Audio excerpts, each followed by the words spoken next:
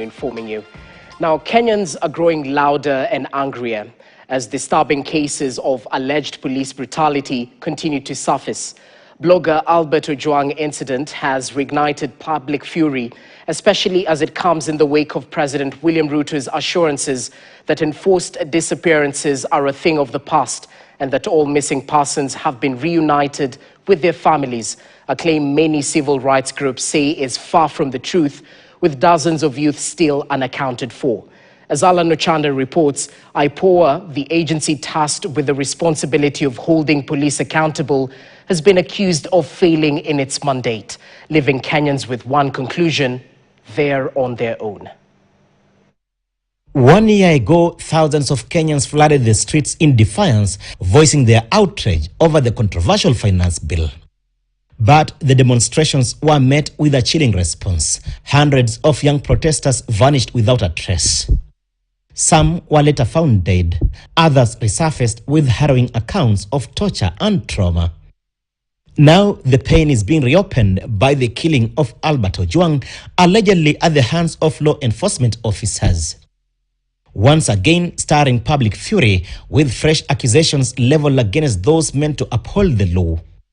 Speaking from Nairobi's Central Police Station, Inspector General of Police Douglas Kanja revealed that it was none other than his deputy Eliud Lagat who had filed a complaint against Ojwang.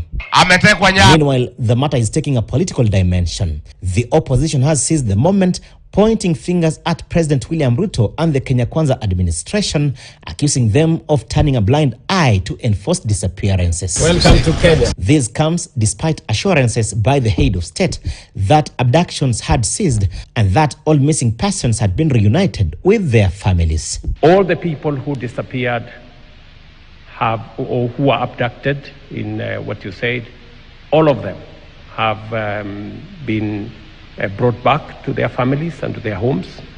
And I have given clarity and firm instructions that nothing of that kind of nature will happen again.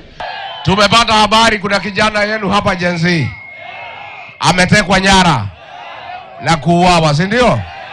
Huyu Kasongo ako na shida na vijana. I don't know ni nini namsumbua. Anapambana na watoto. But the reality on the ground tells a different story. Dozens of young Kenyans are still unaccounted for.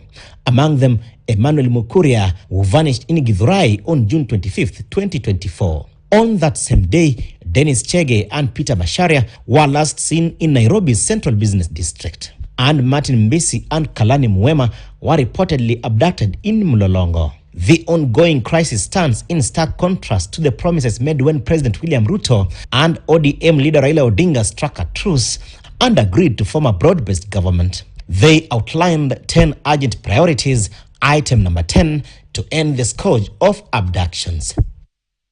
Whether that promise will ever be fulfilled or whether it was political theater remains an open question, one that grows louder with every passing day of silence and every name that remains missing. Alan Ochanda, KTN. To Nakuru County now, where tension is high.